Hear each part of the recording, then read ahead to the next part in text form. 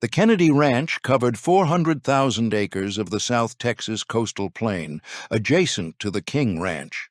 And for 3 generations, no one outside the family set foot on it without permission. At its peak, it ran 40,000 head of cattle, employed 300 workers, and sat on an ocean of oil that its last owner did not know existed. But the Kenedy dynasty produced no 4th generation. The founder's grandson was rendered sterile by a childhood illness and died without a legitimate heir. The founder's granddaughter, the last Kenedy, never had children. She managed 235,000 acres alone, drank scotch in the watchtower of a concrete mansion her father had built with Gatling guns on the roof, and asked God why she had been given an empire and no one to leave it to. When she died in a New York hospital in 1961, more than 200 people claimed the right to what she left behind, and the courts of Texas spent the next 21 years deciding what a dying woman had meant by the document she signed on her last night alive. The empire began on water, not land. Mifflin Kenedy was born on the 8th of June, 1818, in Downingtown, Pennsylvania, to a Quaker family that had no connection to cattle, cotton, or the vast prairies south of the Nueces River. He went to work on steamboats as a young man, piloting freight on the Ohio River, the Mississippi, and the Missouri, and by his mid-20s he was an experienced riverman who understood cargo, current, and the geometry of profit. In 1846, when the United States went to war with Mexico, the Army needed captains who could navigate shallow, treacherous waterways under hostile conditions. Kenedy took his steamboat, the Corvette, to the Rio Grande. The river was the war's supply line. Troops and munitions moved upriver from the Gulf Coast to the garrisons at Matamoros and beyond, and every load required a pilot who could read the sandbars and oxbows of a river that shifted its channel with the seasons. Kenedy ran the Corvette through all of it. He was not a soldier, he was a contractor, a Quaker who had found a way to serve a war without carrying a rifle, and who discovered in the process that the Rio Grande was less a border than a commercial corridor. The same current that carried army supplies could carry cotton, hides, and anything else that needed to reach a port. It was on the river that Kenedy met Richard King, another steamboat captain, a man whose ambitions matched his own. The two formed a partnership that would reshape the economy of South Texas for the next half-century. But the partnership that reshaped the Kenedy family was not a business arrangement. It was a marriage. Petra Vela was born in Mir, Mexico, in 1823 or 1825, depending on the source, to a family whose authority predated every government that would later claim the land.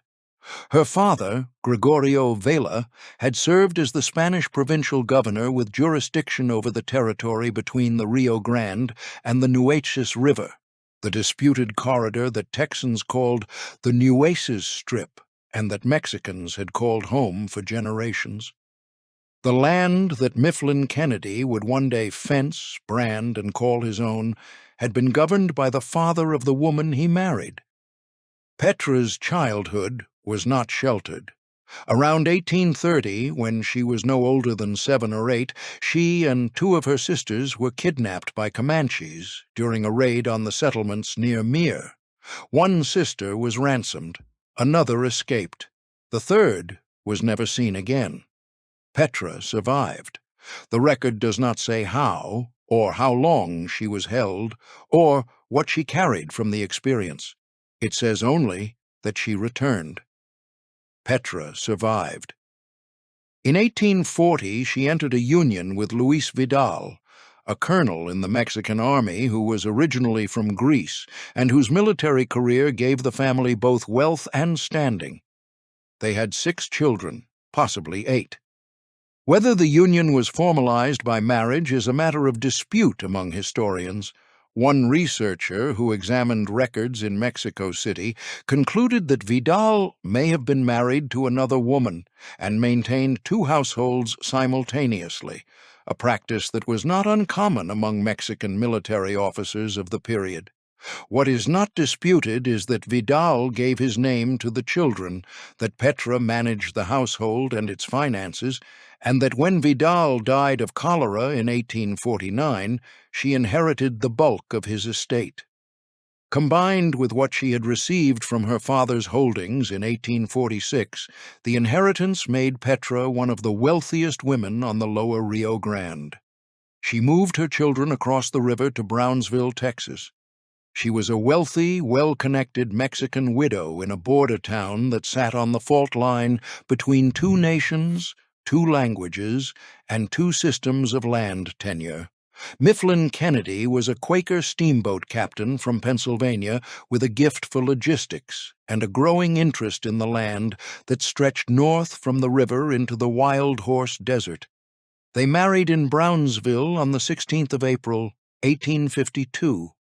He accepted her Catholic faith. She accepted his ambition. The marriage joined not only two people but two worlds, the landed Mexican ranchero society that had governed the Nueces Strip for generations, and the Anglo-American commercial class that was arriving to replace it. Together with Richard King, Kenedy built a steamboat empire on the Rio Grande that generated enormous profits during the 1850s. The Kenedy and King partnership moved goods, livestock, and passengers up and down a river that was simultaneously an international border and the most important trade route in South Texas. By 1854, the Kenedys owned a flock of 10,000 merino sheep near El Sal del Rey in Hidalgo County, and the family's combined real estate and personal assets, by the federal census of 1870, were valued at more than $160,000, a fortune that placed them among the wealthiest families on the border. The scale of what Kenedy and King controlled by the late 1860s was difficult to comprehend, even by the standards of a region where land was measured not in plots, but in leagues. Their joint interest in the Santa Gertrudis Ranch placed cattle, sheep, mules, and goats across the Nueces Strip in numbers that no single rider could verify from horseback. Their steamboats moved the equivalent of a small navy's cargo each season. The cotton they shipped during the Civil War, which is a chapter of its own, financed an expansion that would have been impossible in peacetime. The Rio Grande carried more Confederate cotton to foreign markets than any other route in the South, and Kennedy's boats were on it every week. The dimensions of the Kenedy-King enterprise by the early 1870s deserve to be stated plainly. The two families held hundreds of thousands of acres between them in the Nueces Strip, an empire that would eventually exceed 1 million acres combined. The Kenedy sheep operation alone ran 10,000 head of merino at its peak. The Laurelleys Ranch, which Kenedy acquired outright in 1868, enclosed 131,000 acres behind 30 miles of creosote post fencing, making it the first fenced range of any appreciable size west of the Mississippi River. The combined Kenedy household, by the 1870 federal census, reported assets of more than $160,000, placing the family among the wealthiest on the border. The Rio Grande steamboat trade, which had begun as a wartime contract, now moved an annual volume of goods that one Brownsville customs agent described as sufficient to supply a small nation. But the steamboat fortune was a means, not an end. The end was land. At a stock fair in Corpus Christi in 1852, Kenedy, King, and a handful of other Anglo businessmen looked at the chaos of the post-war border and recognized what they described as the opportunity of a lifetime. Raids and counter-raids between Anglo settlers, Mexican soldiers, and Comanche bands had driven Tejano families from their holdings across the Nueces Strip. The land grants those families held, some dating to the 1790s, could be purchased for a fraction of their assessed value. Texas Rangers, dispatched to restore order, were regarded by the Tejano population as enforcers for the same Anglo ranchers who attended the Corpus Christi Fair. The families were vulnerable. The grants were enormous. The courts were in English, and the buyers understood them better than the sellers did. Mifflin Kenedy had arrived in Texas as a riverman. Within a decade, he would be a rancher. Within 2 years, he would control more acreage than most eastern states contained in their largest counties. He had a Quaker upbringing that valued plainness and an acquisitive instinct that did not stop. He had 3 sons. He would outlive all of them. The first son to die was not killed by a bullet or a fever. He was killed by a war that his stepfather was profiting from. When the Civil War reached the Rio Grande, it arrived not as a contest of armies, but as an opportunity for commerce. The Union blockade of Confederate ports along the Gulf of Mexico and the Atlantic seaboard had closed every legal channel for exporting Southern cotton to the textile mills of England and France. But the blockade could not extend to Mexican soil. Cotton hauled overland from the interior of Texas to the Rio Grande could be loaded onto steamboats, carried downriver to the Mexican port of Baghdad at the mouth of the river, and transferred to foreign vessels anchored offshore. From Baghdad, the cotton sailed to Liverpool and Le Havre under neutral flags, and the Confederacy received hard currency in return. Mifflin Kenedy and Richard King controlled the critical link in that chain. Their steamboats were the only reliable transport on the lower Rio Grande, and the King Ranch sat directly on the overland route from the cotton-growing regions to the river crossing. The operation was not a sideline. It was the most profitable enterprise either man had ever run. Cotton bales moved south through the brush country on ox carts, were loaded at river landings controlled by the Kenedy and King partnership, and arrived at Baghdad in quantities that turned a fishing village into one of the busiest ports on the Gulf Coast.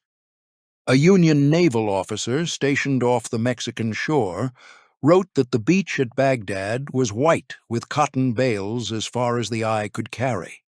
By some accounts, Baghdad's population swelled from a few hundred to as many as 15,000 during the war years, almost entirely because of the cotton trade. Kenedy, the Quaker, ran Confederate goods with the same efficiency he had once brought to Army supply contracts. The moral arithmetic, if he performed it at all, left no record. He was not a slaveholder on the scale of the plantation South, but he was a man who understood that neutrality in a border economy was itself a profitable position. The cotton paid for the land that followed.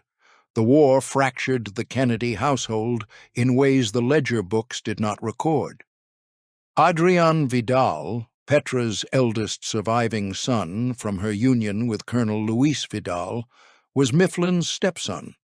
He was 17 years old when he enlisted with the Confederate Army in South Texas in October of 1862. He served for roughly a year. Then, in 1863, he and a group of fellow soldiers defected. The defection was not quiet. Adrian killed at least one Confederate soldier during the break. He was branded a traitor.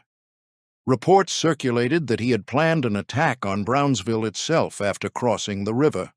Whether or not the report was accurate, Adrian Vidal was now a man with enemies on both sides of the border, a fugitive from the army his stepfather was supplying. He fled to Mexico, but not before enlisting briefly in the Union Army, where he served approximately 6 months and captured an Army tugboat and its crew. He then crossed the Rio Grande and joined the forces of General Juan Cortina in the war against the French intervention, the campaign to drive Emperor Maximilian and his Austrian and French troops from Mexican soil. It was the War of Mexican National Sovereignty, the war that Petra's family, with its roots in the Spanish colonial administration and the post-independence government, would have understood as an obligation. In June of 1865, at the age of 20, Adrian was captured by the French at Camargo and executed by firing squad. The Confederacy that his stepfather supplied had surrendered 2 months earlier at Appomattox. Mifflin Kenedy traveled to Camargo with a ransom, but he arrived too late. His stepson was already dead. Kenedy sent the body home to Brownsville in a casket to be buried. When the war ended, Kenedy and King dissolved their ranching partnership in 1868 and divided their holdings. King took the Santa Gertrudis. Kenedy took the Laurelese Grant, north of Baffin Bay, a peninsula of coastal grassland that jutted into the Laguna Madre. The dissolution was amicable. The two men remained allies, neighbors, and business associates for the rest of their lives. But from 1868 forward, the Kenedy operation was Mifflin's alone. What he did with Laurelese announced the scale of his intentions. In 1867, he had already chosen the laurel leaf as the Kenedy brand. By the end of 1868, he completed what no rancher west of the Mississippi had attempted: a continuous fence across the throat of the Laurelese Peninsula, 30 miles of creosote posts and hard pine planking shipped by boat from Louisiana and hauled inland by wagon. The fence enclosed 131,000 acres. Inside it, the Kenedy cattle and sheep could be managed, bred, and counted without the chaos of the open range. Outside it, the families who had once grazed livestock on the same land without fences or formal title found that the prairie they had used for generations now belonged, in the Anglo-legal sense, to a single man. The fence was an engineering achievement. It was also a declaration. The open range, which had sustained both Anglo and Tejano ranchers through an informal system of shared grazing, was finished on the Kenedy land. What replaced it was private property on a scale that transformed not only the landscape, but the political order of South Texas. In 1882, Kenedy sold Laurelese to a Scottish investment syndicate, the Texas Land and Cattle Company, for $1.1 million. The syndicate later sold the land to Richard King. Kenedy used the proceeds to buy the La Parra Grant, farther south along the coast, and began acquiring adjacent tracts. Within a decade, the Kenedy Ranch would encompass 400,000 acres of the Wild Horse Desert, stretching 35 miles along the coastline of the Laguna Madre. Mifflin Kenedy was 64 years old when he bought La Parra. Petra, who had been ill for years with ailments her doctors could not diagnose, had been moved to Corpus Christi in 1882, where she spent her final years donating church bells and supporting Catholic charities along the border. She died in March of 1885 and was buried in Brownsville, the city where she had crossed the river as a young widow more than 30 years before. Mifflin lived another decade, long enough to see 2 more of his sons die, long enough to see the ranch reach its full territorial extent, and not long enough to write a will. He died on the 14th of March, 1895, at the age of 76, in Corpus Christi, intestate. The empire he had assembled over half a century passed to his sole surviving child, John Gregory Kenedy, without instructions, without conditions, and without any provision for what would happen when John Gregory, too, was gone. The old steamboat captain left 400,000 acres and no document. The 400,000 acres passed to John Gregory Kenedy, the sole surviving son, in 1895. But before the empire consolidated under a single heir, it sent its cattle north, and one of its sons with them, into a collision that would test whether the Kenedy fortune could purchase what the Kenedy name could not earn. By the late 1870s, the ranch's annual cattle drives had made the Kenedy brand one of the most recognized on the trails from South Texas to the Kansas railheads. The herds moved north through the brush country, across the Red River, and into the shipping yards at Dodge City, where the Atchison, Topeka, and Santa Fe Railway carried beef to the slaughterhouses of Kansas City and Chicago. In 1878 alone, the Kenedy Ranch drove more than 15,000 head of longhorn cattle to Dodge City, a volume that placed the family among the largest suppliers to the Kansas cattle market in a single season. The drives employed dozens of vaqueros and trail hands, required months on the trail, and generated revenues that dwarfed the income of most Eastern manufacturing firms. Dodge City, in that year, handled an estimated 250,000 cattle from ranches across Texas, Oklahoma, and the Indian Territory. The town had a permanent population of barely 1,000. Its economy, its saloons, its gambling halls along Front Street, its brothels, and its fragile municipal government all depended on the money that arrived with the herds each summer. The marshal's office paid a salary of $100 a month. The assistant marshal received $75. The cattle that passed through the Dodge City stockyards in a single season were worth more than the annual budget of Ford County. The men who controlled those herds wielded a financial authority that the lawmen who policed them could not match. Among the men who arrived with the Kenedy cattle in the summer of 1878 was James Kenedy, known as Spike, Mifflin's son. He was 23 years old, the heir to one of the largest ranching fortunes in the South, and he carried himself with the confidence of a man who had never been told no by anyone whose opinion he was required to respect. On the 29th of July, 1878, Spike was arrested in Dodge City by Assistant Marshal Wyatt Earp for disorderly conduct and brandishing a pistol. When Earp learned who the young man's father was, and how much Kenedy cattle was worth to the Dodge City economy, Spike was released with a fine and a warning. He did not leave town. On the 17th of August, he was arrested again by City Marshal Charlie Bassett for causing a disturbance. Bassett fined him a second time and ordered him to leave Dodge City and not return. Spike returned. In the early morning hours of the 4th of October, 1878, 2 shots were fired through the thin wooden wall of a small frame house near the saloons on Front Street. The house belonged to Mayor James H. Kelly, known as Dog Kelly. But Kelly was out of town, seeking treatment at the infirmary at Fort Dodge, 5 miles away. He had given his bed for the night to Dora Hand, a 34-year-old singer who had been performing at the Lady Gay Saloon and who was, by nearly every surviving account, the most admired woman in Dodge City. One of the .44 caliber slugs struck Dora Hand in her side and killed her instantly. No one saw the shooter, but the unanimous opinion in Dodge City was that James Kenedy had committed the crime, that the bullets were intended for Mayor Kelly, against whom Spike held a grudge from his earlier arrests, and that Spike had not known Dora Hand was sleeping in the mayor's bed. Dora Hand had performed under the stage name Fanny Keenan.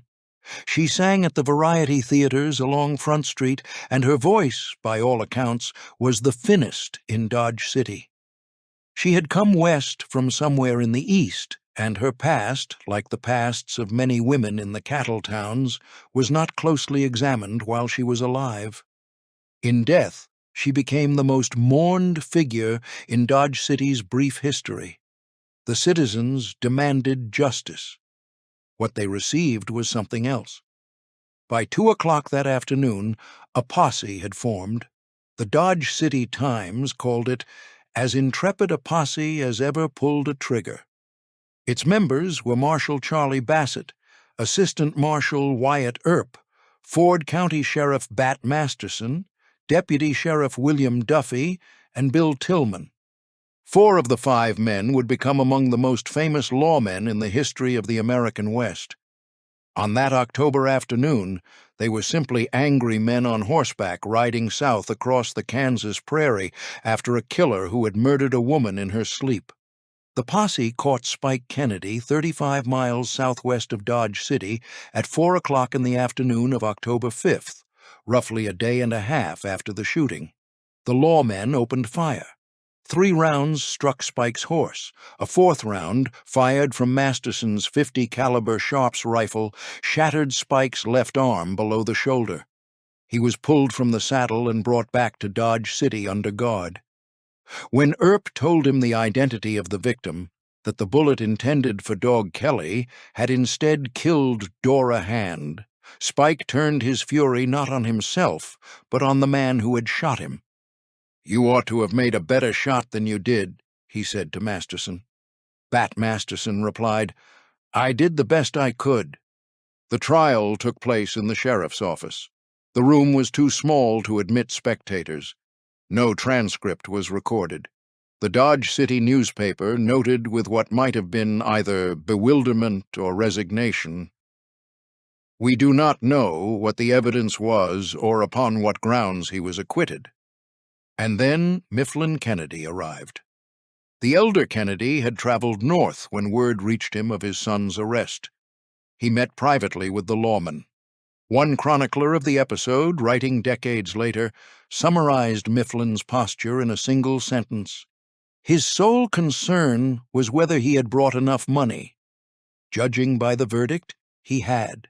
Whether the acquittal was purchased outright or merely facilitated by the gravitational pull of Kenedy wealth on a cattle-dependent economy is a question the record does not answer, and the people of Dodge City did not press.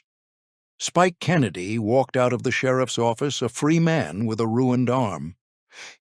He did not live long enough to inherit his father's ranch.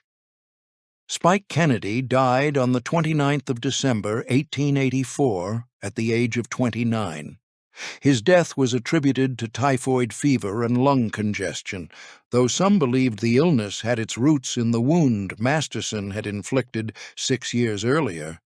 Petra, his mother, died less than 3 months later, in March of 1885, and in 1888, Spike's eldest brother, Thomas, was shot to death by the estranged husband of a woman he had been courting. He was 35. Of Mifflin and Petra's sons, only John Gregory survived. The pattern was stark. The family that could buy land, cattle, fencing, steamboats, and apparently acquittals could not buy longevity for its sons. Mifflin Kenedy, the Quaker from Downingtown, who had piloted a steamboat up the Rio Grande and built a ranching empire adjacent to Richard King's, outlived every one of his male children except one. The empire did not pass through strength. It passed through elimination. John Gregory Kenedy did not earn the 400,000 acres. He was the last one standing. And what he built on them was not a ranch. It was a fortress.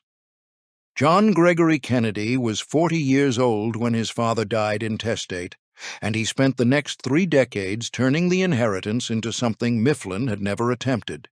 Mifflin had built a ranching operation. His son built a sovereign territory. Don Gregorio, as the vaqueros and the workers on La Parra called him, consolidated the scattered tracts his father had accumulated along the coastal plains south of Baffin Bay into a single unbroken property. He acquired adjacent Mexican land grants when their holders could be persuaded to sell, and when they could not, the holders sometimes found that persuasion took forms that did not require their consent. The ranch grew. By the early 1900s, it stretched 35 miles along the coastline of the Laguna Madre and reached inland across the Wild Horse Desert to the western fringes of the brush country. 400,000 acres, 625 square miles, larger than the city of Houston, larger than the state of Rhode Island. At the center of this property, on the highest sand dune on the South Texas coastal plain, 37 feet above sea level, Don Gregorio decided to build a house. He began in 1918. The old family dwelling, a wooden structure from Mifflin's era built in the style of a Mississippi steamboat, stood on the dune. Don Gregorio hitched it to teams of 200 mules and ranch hands and dragged it 200 yards to the east.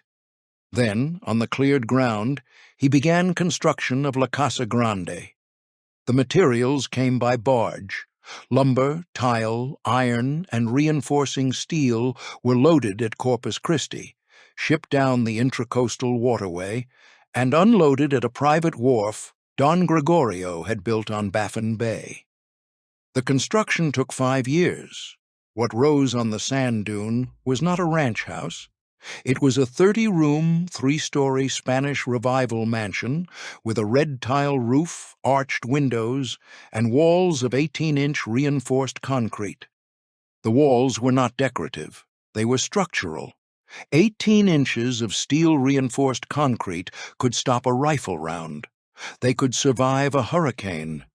They had been designed, in the judgment of anyone who examined them, to withstand a siege. On the roof, above the second floor, Don Gregorio installed a watchtower. Inside it, he mounted a Gatling gun. The stated purpose was protection against Mexican bandits, the raiders who had crossed the border during the chaos of the Mexican Revolution and whose incursions into South Texas had provoked the deployment of the United States Army along the Rio Grande. Whether the gun was ever fired is not recorded. Its presence was the message. In Don Gregorio's office, a walk-in safe concealed the entrance to an underground escape tunnel that led away from the mansion and surfaced at a point beyond the compound walls. The tunnel was reinforced and passable. It was an exit of last resort for a family that had built its house to ensure that a last resort would never be needed. The mansion was the center of a compound that functioned as a self-sustaining settlement. Around La Casa Grande, Don Gregorio built bunkhouses for the ranch hands, barns for the livestock, a blacksmith shop, a smokehouse, a dairy, an ice house cooled by an artesian well, a commissary where the workers purchased supplies with credit issued by the ranch, and an elementary school where the children of the Kenedeños received their education through the 6th grade. There was no high school. Students who continued their schooling had to leave the ranch and board in Kingsville or Corpus Christi. Electricity was generated on-site by a turbine driven off the pressure of the artesian well, making La Parra one of the few locations in rural South Texas with electric light before the Rural Electrification Administration arrived in the 1930s. A small Catholic chapel served the spiritual needs of the workers, most of whom were Mexican-American. The first priest to hold Mass on the ranch, Father Jean-Pierre Breteau of the Missionary Oblates of Mary Immaculate, had arrived on horseback in the 1880s as part of the Cavalry of Christ, the band of missionaries who rode the territory between Brownsville and Corpus Christi. His order would return to La Parra decades later, under circumstances no one in 1880 could have predicted. The compound ran 800 horses and mules and 40,000 head of cattle. 300 employees lived and worked on the property. In the language of the border, they were Kenedeños, people of the Kenedy, and their lives were organized around the rhythms of the ranch, as completely as the lives of workers in a company town in the coal fields of Appalachia or the copper camps of Montana. The commissary extended credit. The school educated the children. The chapel baptized them. The ranch was the economy, the government, and the social order, and Don Gregorio presided over all of it from the mansion on the dune. In 1904, he founded the town of Sarita, named for his daughter. The town sat on the ranch property along the route of the St. Louis, Brownsville, and Mexico Railway, which had arrived in the region in 1904 and which Don Gregorio had permitted to cross his land. Sarita consisted of a depot, a handful of structures, and the offices of the Kenedy Pasture Company, the corporate entity through which the family managed the ranch. It was, in every functional sense, a company town. In 1921, Don Gregorio achieved what no other ranching family in Texas had accomplished. He created a county. Kenedy County was carved from parts of Hidalgo, Willacy, and Cameron counties on the 2nd of April, 1921, the last county ever created in the state of Texas. The official petition cited the considerable distance from the ranch to the existing county seats, a practical inconvenience that was genuine enough. But the unofficial motive was more direct. Farmers were arriving in the Rio Grande Valley in increasing numbers, and their growing political power threatened the ranching interests that had controlled the region since the 1850s. The Texas State Historical Association later summarized the arrangement with a frankness the petition itself had avoided. The new county's formation reflected the attempt of ranching interests to stave off the growing power of farmers who were beginning to develop the Rio Grande Valley. A new county, with its seat at Sarita and its electorate consisting almost entirely of people who lived and worked on the ranches, would insulate the Kenedy and King operations from the democratic arithmetic of a farming population. The dimensions of the county Don Gregorio had created deserve to be stated plainly. Kenedy County covered 1,946 square miles. Its population in the 1930 census was 511 people, a density of roughly 1 person for every 4 square miles, making it one of the emptiest jurisdictions in the continental United States and the 4th least populous county in the nation. There were 13 ranches in the county, with an average size of 61,500 acres. 1 highway, U.S. Route 77, crossed it. 1 elementary school served it. There was no high school, no incorporated city, and no hospital. In 1999, by the reckoning of the Census Bureau, there were 108 cattle for every human being in Kenedy County. The county was named for the family. Its seat was the town the family had founded. Its officials lived on the family's land. Don Gregorio Kenedy had built a fortress on a sand dune and surrounded it with a county that bore his father's name. But the fortress was a monument to a problem that concrete and Gatling guns could not solve. His son was reckless. His daughter was childless. And the bloodline that justified the fortress was thinning with every year. The fortress on the sand dune was built on land that had been someone else's before it was the Kenedys. That sentence could describe most of the American West. What distinguishes the Kenedy Ranch is the specificity of the record.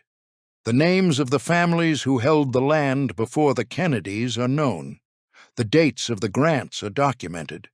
The manner in which those families lost their holdings is remembered in oral testimony and in written archives by their descendants.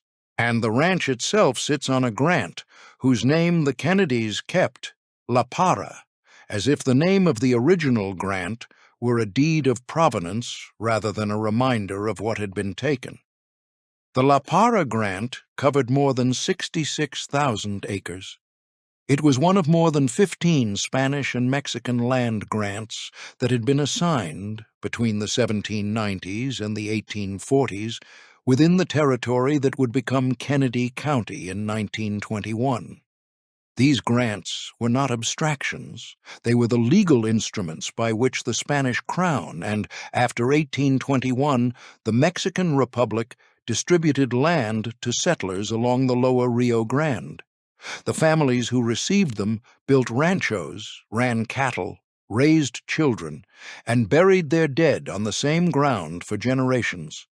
Some grants dated to the administration of José de Escandón, the colonizer of Nuevo Santander, who had organized the settlement of the lower Rio Grande in the 1740s and 1750s.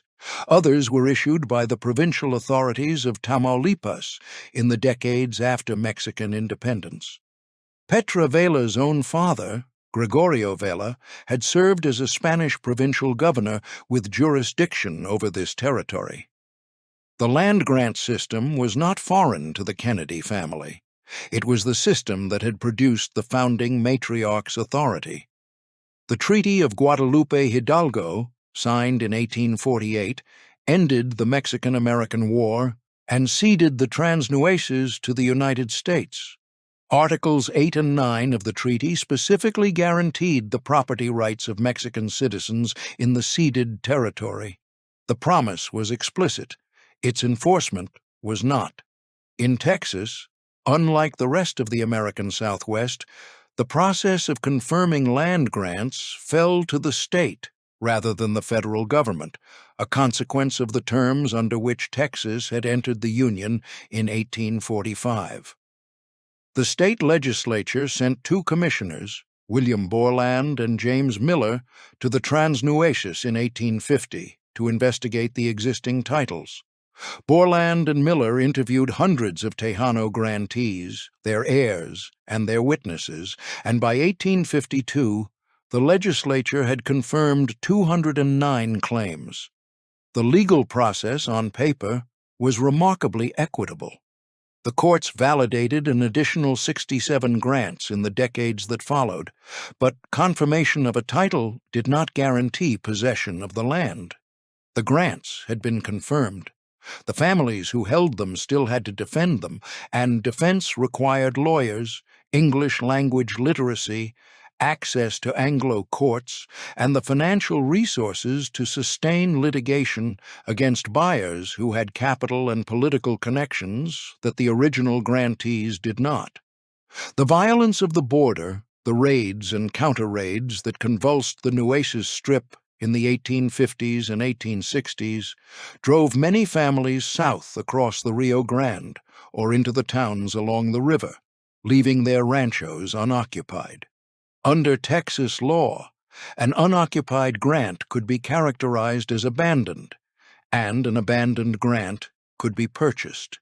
It was in this atmosphere that Judge Rice Garland, a land speculator operating out of Matamoros, placed an advertisement in the Brownsville American Flag on the 2nd of June, 1847, announcing that Mexican law and authority are forever at an end in the Nueces territory. The advertisement was premature.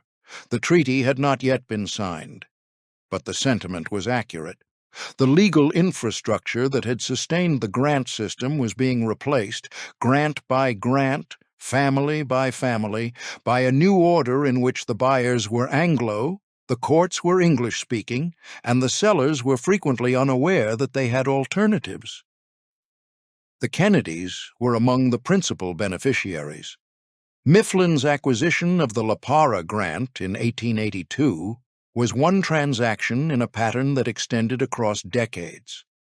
Don Gregorio's consolidation of adjacent tracts in the early 1900s completed the process. By the time Kenedy County was created in 1921, not one of the 15-plus Spanish and Mexican land grants within its borders was held by an heir of the original grantee. Every grant had been transferred. The families who had held them for generations had been absorbed into the workforce, displaced to the towns, or driven off entirely. The Gonzalez family experienced the process at its most direct. Frances Gonzalez, who was 82 years old when she told her story to a journalist in 2020, heard it from her mother, Gregoria Ramirez Mesquiti. Mesquiti maintained that her family held a land grant originally given to her ancestors, José Domingo de la Garza and his wife Maria Bernarda Ramirez. The grant lay within what became the Kenedy Ranch at La Parra. Mesquiti said that her family was driven off the land in the early 1900s after the death of her father, and that the Texas Rangers were involved. She told the story in Spanish. It was recorded and transcribed into English. A photograph survives of Mesquiti in a fur coat holding the reins of a horse. The photograph was taken after several of her male relatives had been killed and others, in her words, had been run off La Parra Ranch. Conrad Gonzalez, Frances's husband, spent 50 years compiling evidence. He was 87 when the San Antonio Express News published their account. He had written a book about the family's claim. He had written a screenplay. Neither the book nor the screenplay had reached a wide audience, but the research behind them was meticulous, drawn from land office records, county deed books, and family testimony spanning 4 generations. The Gonzales family did not seek the return of the land. They understood that the legal and economic realities of the 21st century made that impossible. What they sought was historical recognition, an acknowledgment by the institutions of Texas that the land had been taken, that the families who held it were real, and that the story of the Kenedy Ranch could not be told honestly without telling theirs. They were not alone. Across the Transnueces, from the King Ranch to the smaller operations that lined the Rio Grande, families of land-grant descent carried similar accounts. The University of Texas Rio Grande Valley collected their oral histories in a Spanish land grants archive, recording the testimonies of descendants who could trace their lineage to grantees of the 1790s. The Bali Family Organization held meetings at the McAllen Public Library where land-grant descendants gathered to discuss mineral rights and historical claims. The archives grew. The recognition did not. The irony of the Kenedy Ranch was structural. Petra Vela's father had governed the territory under Spanish authority. Her marriage to Mifflin Kenedy gave the family a claim that bridged 2 sovereignties. And the empire that the Kennedys built on that claim was assembled from grants that had been issued under the same system that Petra's father had administered. The foundation of the ranch was the displacement of the very families whose rights had been established by the same authority that had established Petra's own. The Kennedys controlled a county. They employed its population. They named its seat for their daughter and mounted a Gatling gun on the roof of their house. But they could not control the one thing that would determine whether any of it survived. They could not produce an heir. Don Gregorio had 2 children. Neither would give him a grandchild.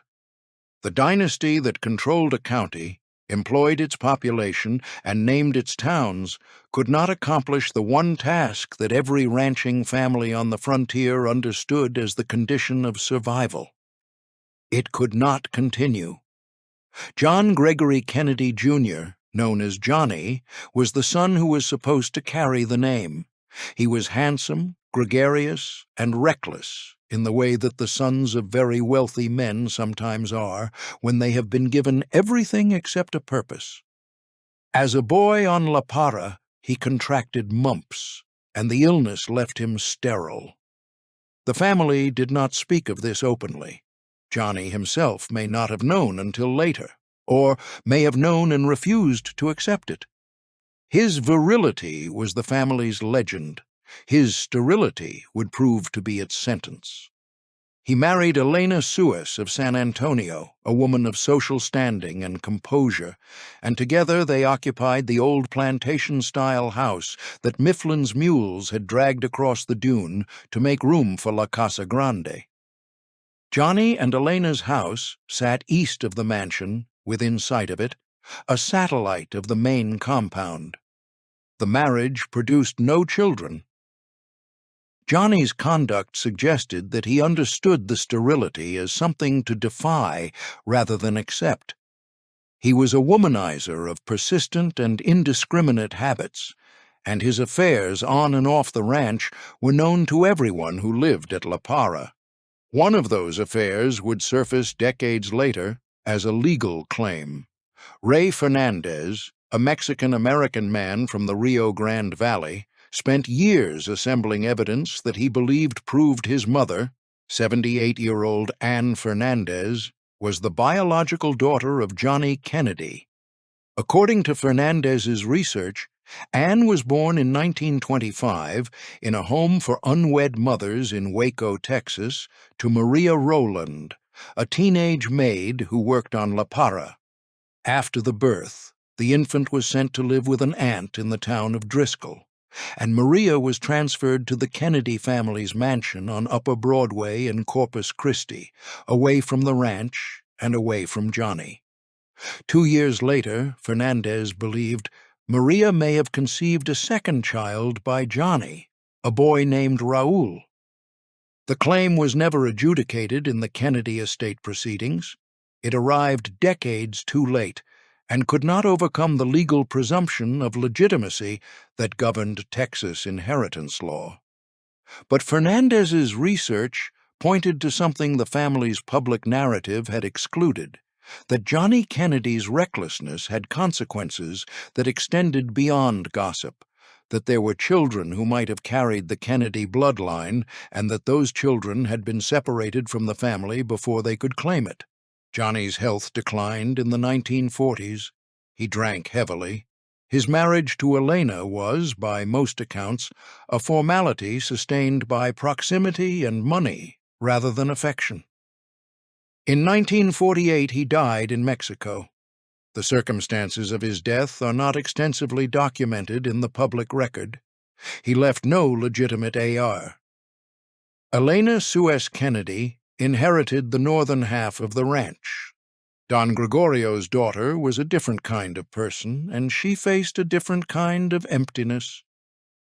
Sarita Kenedy was born on September 19, 1889, in Corpus Christi. She attended the Incarnate Word Academy there and then enrolled at H. Sophie Newcomb Memorial College in New Orleans, where she made her social debut. She did not complete her degree.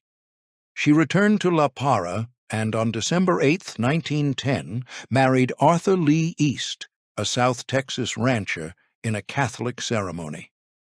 They had no children. Whether the childlessness was medical or chosen, the record does not say, and Sarita did not discuss it publicly. Arthur East died in 1944.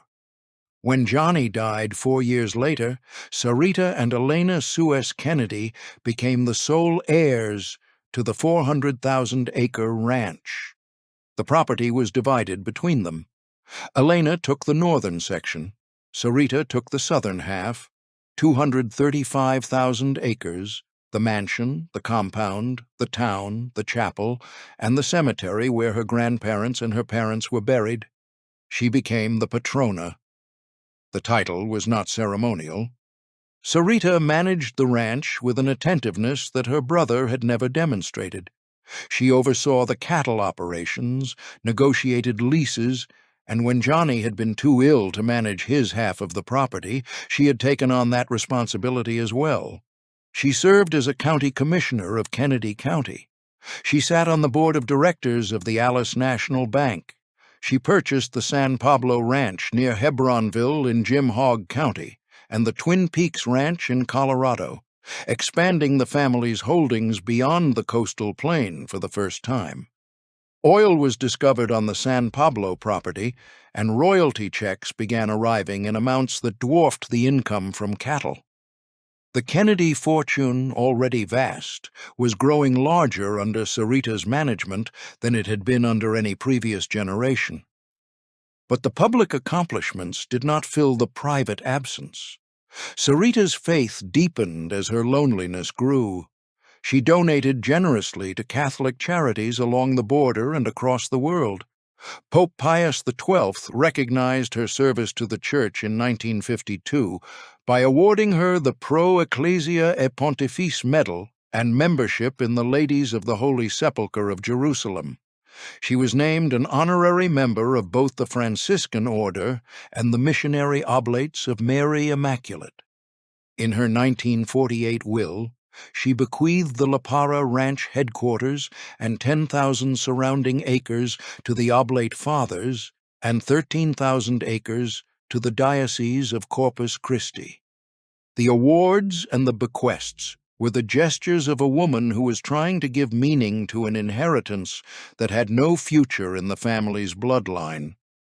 One biographer described her as the aging, melancholy mistress of a cattle kingdom as big as Rhode Island, a woman whose solace had narrowed to 3 things: her memories, her Catholic faith, and her nightly tumblers of Scotch. In her 60s, Sarita would climb to the watchtower of La Casa Grande, the same tower where her father had mounted the Gatling gun, and sit alone for hours, looking out over the coastal plain. The gun was gone. The view remained. Everything she could see in every direction belonged to her. 5 miles to the east, past the palm grove and the family cemetery, lay Baffin Bay and the Gulf beyond it. She drank Scotch and, according to those who knew her, asked God why she had been given all of it and no one to leave it to. Into this emptiness, in the autumn of 1948, a stranger arrived at La Parra. He wore the robes of a Trappist monk. He had been released from his vow of silence, and he had a gift for speaking to women who were alone. Christopher Gregory had been born into a world far from the coastal plain of South Texas, and the details of his early life are sparse in the public record. What is known is that he entered the Trappist order and took the name Brother Leo, submitting to a monastic discipline that included a vow of silence. The Trappists, formerly the Order of Cistercians of the strict observance, were among the most austere of the Catholic contemplative orders. Their monks lived in silence, worked with their hands, slept in unheated cells, and devoted their waking hours to prayer and labor. A Trappist who could not speak had no occasion to persuade anyone of anything. In 1946, the order released Brother Leo from his vow. The reason was practical. The end of the Second World War had produced a surge in monastic vocations across the United States, as returning veterans sought the discipline and meaning that civilian life did not provide. The Trappist monasteries were overwhelmed. New foundations were needed, and new foundations required land, buildings, and above all, money. Brother Leo was assigned to raise it. He was sent out from his monastery in New England to travel the Catholic parishes and wealthy households of the South and Southwest, scouting sites for new monasteries and identifying donors who might fund them. In the autumn of 1948, his travels brought him to La Parra. Sarita Kenedy East was 59 years old, recently widowed by her brother's death, sole operator of a ranch that stretched to the horizon in every direction, and profoundly alone. Brother Leo was young, articulate, and possessed of a charisma that contemporaries described as unusual for a man who had spent years in silence. He arrived at La Parra ostensibly to discuss whether any portion of the Kenedy land might be suitable for a Trappist monastery. He stayed because he recognized what Sarita needed and understood how to provide it. One account of the Kenedy affair, drawing on testimony from those who observed the relationship at close range, concluded simply that Brother Leo animated a dormant spirit in Mrs. East. Over the next 13 years, he became her closest companion, her spiritual advisor, her travel partner, and, in the estimation of at least one historian, possibly her lover. Brother Leo discovered something at La Parra that Sarita herself did not know. Beneath the coastal prairie, beneath the sand dunes and the mesquite flats and the cattle pastures that had sustained 3 generations of Kenedys, lay deposits of oil and natural gas that had never been explored. The ranch had operated as a cattle operation since Mifflin's purchase of the La Parra grant in 1882. No one had drilled, no one had tested. The oil was there, and it had been there all along, and the woman who owned it did not know. In the 1950s, at Brother Leo's encouragement, Sarita permitted oil and gas exploration on the ranch for the first time. The results were extraordinary. Wells came in across La Parra and on Sarita's other property, the San Pablo Ranch, near Hebronville, in Jim Hogg County. Royalty checks began arriving in amounts that transformed the Kenedy fortune from a large ranching estate into something altogether different. The cattle operation that had generated hundreds of thousands of dollars a year was now sitting on petroleum reserves worth hundreds of millions. The scale of the wealth that Brother Leo had helped Sarita discover must be understood in concrete terms. The Kenedy estate at the time of Sarita's death in 1961 was valued at more than $100 million, a figure that in today's currency exceeds $1 billion. The oil royalties alone generated millions of dollars per year. The San Pablo Ranch, which Sarita had purchased as a satellite cattle property, proved to contain some of the most productive wells in Jim Hogg County. The combined holdings placed Sarita Kenedy East among the wealthiest women in the state of Texas and among the wealthiest Catholic philanthropists in the Western Hemisphere. The foundation that would eventually be created to manage her estate would become the largest Catholic charitable foundation in the United States. A woman who had spent her evenings drinking scotch in a watchtower, wondering why God had given her an empire and no heir, now had an advisor who could tell her exactly what to do with it. Brother Leo's influence over Sarita deepened with each passing year. They traveled together extensively. She visited Trappist monasteries across the United States, in Europe, and in Latin America. In 1959, she and Brother Leo, accompanied by family members, embarked on a tour of South America. During the trip, Sarita donated $300,000 to build a Trappist mission in Chile, a sum equivalent to more than $3 million today. The generosity was genuine. Sarita's Catholic faith was not performed for an audience. She believed. But the direction of her generosity was shaped increasingly by the monk who accompanied her. That same year, 1959, Brother Leo introduced Sarita to Joseph Peter Grace, Jr., the chairman of W.R. Grace & Company. Grace was 46 years old, a Yale graduate who had assumed the presidency of the family firm at the age of 32 after his father suffered a stroke. His grandfather, William Russell Grace, had emigrated from Ireland to Peru during the potato famine, built a shipping fortune in guano and cargo, moved to New York, and in 1880 been elected the first Roman Catholic mayor of New York City. J. Peter Grace inherited the company, the Catholic identity, and the instinct for large-scale philanthropy. He was an advisor to presidents. He sat on the boards of Citicorp, Ingersoll Rand, and the University of Notre Dame. He would later chair President Reagan's Commission on Government Waste. He was, in short, the most powerful Catholic layman in the United States. Brother Leo, the Trappist who had been released from silence, brought together the lonely rancher and the industrialist, and the three of them began the work of forming a charitable foundation. On the 21st of January, 1960, they established the John G. and Marie Stella Kenedy Memorial Foundation, named for Sarita's parents. Sarita was the sole member. She wrote a new will, leaving the bulk of her estate to the foundation. Over the following months, she executed a series of codicils that progressively transferred control of the foundation's direction to Brother Leo and Grace. Then, Grace and Brother Leo resigned as members. Sarita was again the sole member. The sequence was precise, as if choreographed, to ensure that the final document, when it came, would appear to reflect the uncoerced choice of a single woman acting alone.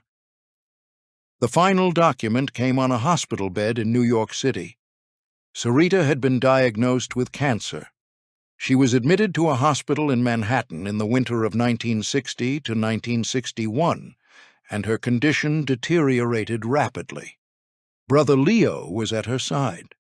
On or near the date of her death, a codicil was executed that appointed Brother Leo as an additional member of the foundation, giving him control of an estate worth more than $100 million. Sarita Kenedy East died on the 11th of February, 1961. She was 71 years old. She was buried at La Parra in the family cemetery east of La Casa Grande, within sight of the watchtower, where she had spent so many evenings looking out over the land that was hers, and wondering what would become of it. The question of what she intended was about to consume the courts of Texas for the next 2 decades. The question of whether she had been in her right mind when she signed the final codicil would be asked by lawyers, bishops, senators, and Supreme Court justices. And the man who stood to gain the most from her signature was a monk who had taken a vow of silence and been released from it just in time. The will was admitted to probate by the County Court of Kenedy County on the 6th of March, 1961, less than a month after Sarita's death. Within weeks, the first lawsuits were filed. Within months, the case had become the most contended probate proceeding in the history of the state of Texas. The initial challengers numbered 39. Elena Suis Kenedy, Johnny's widow and the owner of the northern half of the ranch, filed suit.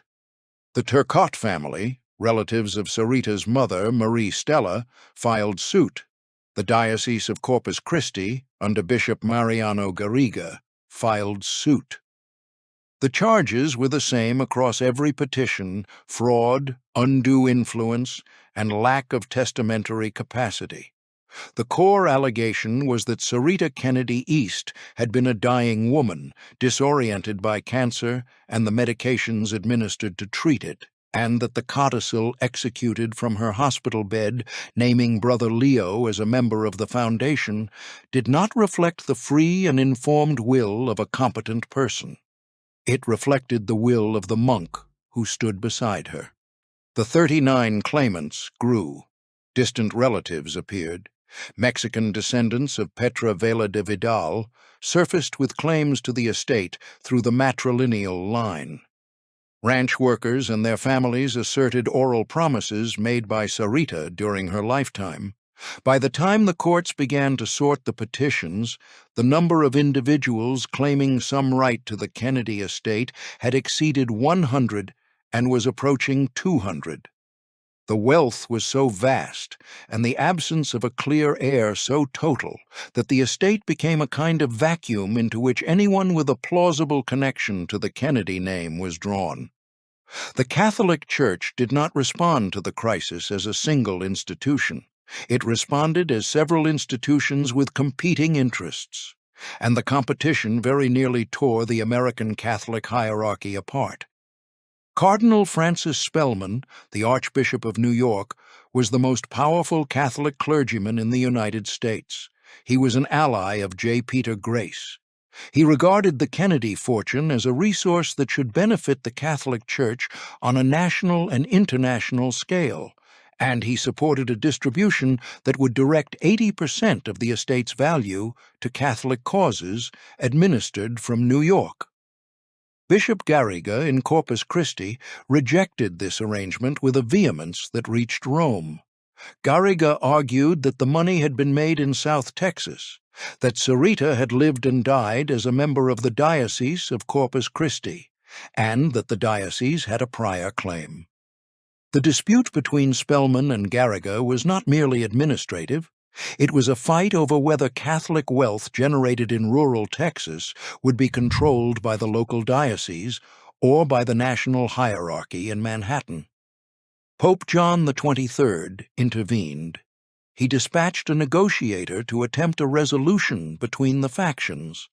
Archbishop John Crowell of Philadelphia, a diplomat who would later be elevated to cardinal, was assigned to investigate the circumstances of the will and the competing claims. Crowell had been appointed Archbishop of Philadelphia on the 11th of February, 1961, the same day Sarita Kenedy East died in New York. Whether he regarded the coincidence as providence or administrative misfortune, the record does not say. His task was to find a settlement that preserved the Church's credibility while distributing the largest Catholic bequest in American history. The settlement came in 1964, negotiated largely on the terms of Sarita's longtime attorney, Jacob Floyd of Alice, Texas.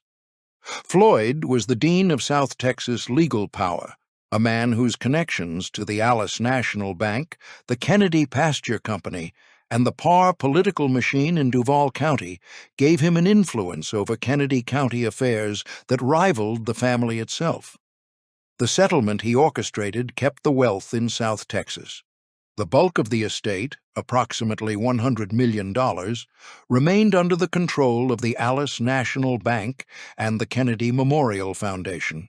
J. Peter Grace received oil royalties from the estate not to exceed $14,400,000, and with those proceeds he established the Sarita Kenedy East Foundation in New York, an entity with approximately $13 million in assets. Brother Leo was frozen out. He was forced to resign from the foundation, stripped of any claim to its direction, and exiled to a remote Trappist monastery in Canada. Bishop Garriga, who had fought so fiercely for local control, was reduced to an ex officio seat on the foundation's board, a position with neither vote nor authority.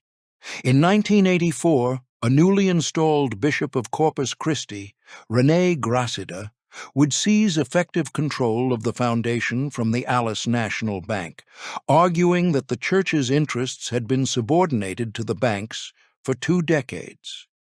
But that was 20 years in the future. The dimensions of the legal war that followed the settlement should be stated in full. The estate was held in escrow by the Alice National Bank for 21 years, from Sarita's death in 1961 until it was finally released to the foundation in 1982. During those 2 decades, the estate generated oil royalties that compounded its value while the courts determined who had the right to spend it. 8 Texas attorneys general became parties to the litigation at one point or another. 2 bishops of Corpus Christi were involved. More than 150 individual claimants filed motions, counterclaims, or interventions. The case moved from the Kenedy County Probate Court to the Texas District Courts, to the Texas Supreme Court, to the Federal District Court for the Southern District of Texas, to the United States Court of Appeals for the Fifth Circuit. The probate file alone filled multiple filing cabinets in the Kenedy County Courthouse in Sarita. The legal fees, paid from the estate, exceeded tens of millions of dollars. The estate that Sarita had intended to give to the poor of Latin America spent 2 decades paying lawyers in Corpus Christi, Austin, New York, and Washington. Brother Leo did not accept exile quietly. In 1966, he filed an appeal with the Texas Supreme Court. The court ruled against him.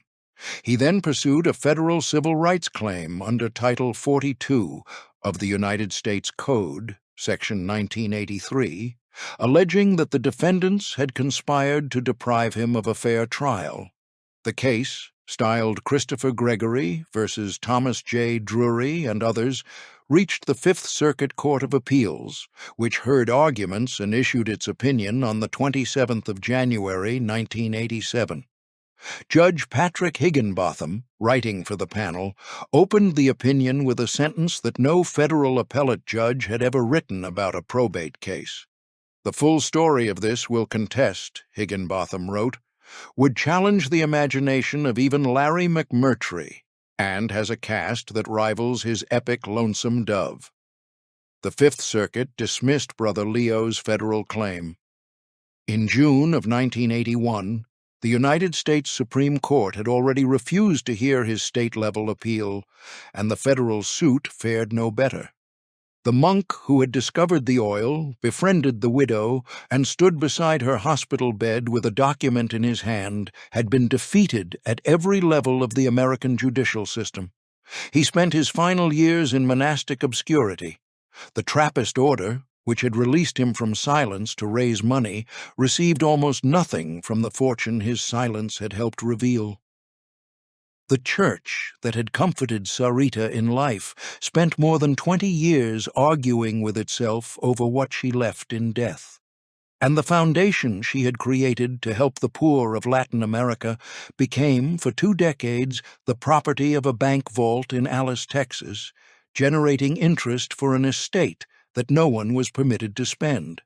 The 400,000 acres are divided between two charitable trusts. The southern section, approximately 235,000 acres including the La Parra headquarters, is held by the John G. and Marie Stella Kenedy Memorial Foundation, the entity Sarita created with Brother Leo and J. Peter Grace in 1960. The northern section, approximately 200,000 acres, is held by the John G. Kenedy Jr. Charitable Trust, established under the terms of Elena Suis Kennedy's will. Both trusts generate revenue from oil and gas royalties, guided hunting leases, and wind energy. Neither has a Kenedy on its board. The family name survives as a line on a tax filing. La Casa Grande, the 30-room mansion with the 18-inch reinforced concrete walls, is now the Oblate La Parra Center, a Catholic contemplative retreat operated by the missionary Oblates of Mary Immaculate, the same order whose cavalry of Christ missionaries rode through the brush country on horseback in the 1880s. Until recently, the retreat was called Leb Shomea, a Hebrew phrase meaning listening heart. The Oblates own 1,100 surrounding acres. On the property, among the mesquite trees and young palms, 17 solitary dwellings house guests who come for days, weeks, or months of silence. Hermits live in permanent hermitages at remote sites on the acreage. A library of 30,000 volumes occupies one of the mansion's lower rooms. There is no predetermined schedule. There is no imposed structure. The Oblates describe what they offer as the freedom and creativity of solitude. There is daily mass in the chapel that Sarita built, and there is silence. The Gatling gun is gone from the watchtower. The escape tunnel beneath the walk-in safe is sealed. The room where Don Gregorio planned the operations of a private kingdom is a reading room. The tower where Sarita drank scotch and asked God why she had no heir is open to the wind off Baffin Bay. Visitors who drive through the gate at the Buckhorn, an isolated gas station on the highway outside Sarita, pass through 2 miles of fenced pasture where nilgai, the large blue-gray Indian antelopes imported to the ranch decades ago, browse alongside the cattle. The landscape looks much as it did in Mifflin's time, flat, enormous, threaded with mesquite, and silent except for the wind. The wind, in fact, is now the ranch's most visible feature. On the coastal plain, rising above the sand dunes and the brush, stand hundreds of turbines. The Gulf Wind Facility, operated by Pattern Energy, occupies 9,600 acres of the Kenedy Memorial Foundation's land. Its 118 Siemens Gamesa turbines, repowered in 2021, generate 271 megawatts of electricity, enough to supply approximately 90,000 Texas homes. Over 25 years, Gulf Wind is expected to generate $90 million for the local economy through tax and landowner payments. All royalties received by the Kenedy Memorial Foundation support its mission to fight poverty, increase education, and build stronger communities. The Penascal Wind Power Project, built on the John G. Kenedy Jr. Charitable Trust's land by Iberdrola, is larger still, 605 megawatts across multiple phases, making it one of the largest coastal wind installations in the United States. The King Ranch, which shares a boundary with the Kenedy property, sued unsuccessfully to stop the turbines. The two neighboring empires, built by partners who divided their holdings amicably in 1868, were arguing again, this time over wind. Kenedy County remains what it was when Don Gregorio created it in 1921, a jurisdiction that exists to serve the ranches. The 2020 census recorded 350 residents. The 2025 estimate is 319. The county covers 1,946 square miles, making it the fourth least populous county in the United States and the easternmost county in the nation that has more square miles than people. One highway, U.S. Route 77, crosses it. One elementary school serves it, the Kenedy County-wide Common School District in Sarita, enrolling approximately 130 students through the 6th grade. There is no middle school, no high school, and no hospital. Children who continue their education must leave the county to attend school in Kingsville or elsewhere. The Kenedy Ranch Museum occupies the restored Kenedy Pasture Company building in Sarita, the same structure from which Don Gregorio once administered the ranch's operations. The museum preserves saddles, photographs, branding irons, and the personal effects of a family that no longer exists, and in San Antonio, and in the Rio Grande Valley, and in the archives of the University of Texas, the families of the original land grant holders continue to tell their stories.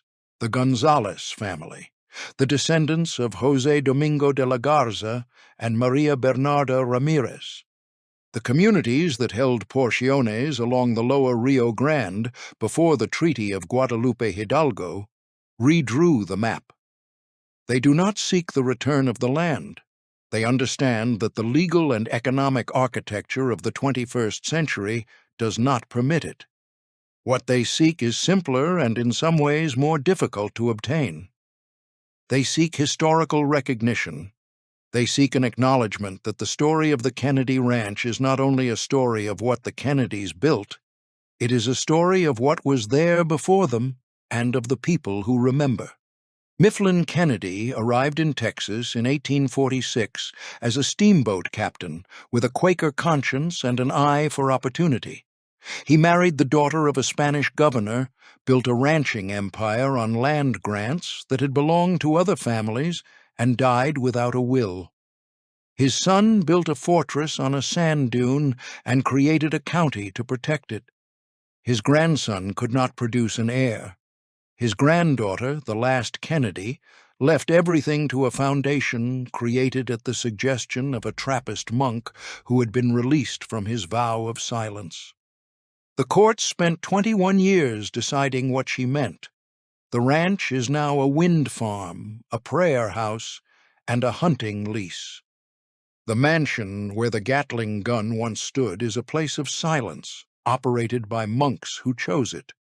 The family that needed machine guns to hold its claim left it to an order that took a vow not to speak.